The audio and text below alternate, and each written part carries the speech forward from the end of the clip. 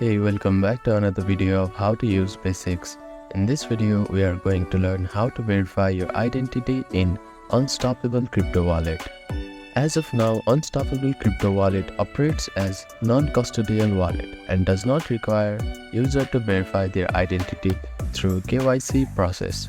This means you can use the wallet without submitting personal information like ID or other documents commonly required by centralized exchange or custodial service. However, for platforms that do require identity verification for certain features, which is buying crypto with fiat or accessing specific service through integrated third parties, the process may include third-party integration or basic identity requirements. If Unstoppable Crypto Wallets start offering features require identity verification, you would likely receive instruction within the application, which will guide you through the verification process with any relevant third parties. Always refer to the official document or support channels for Unstoppable Crypto Wallet to ensure you are following any new guidelines related to identity verification if introduced in the future.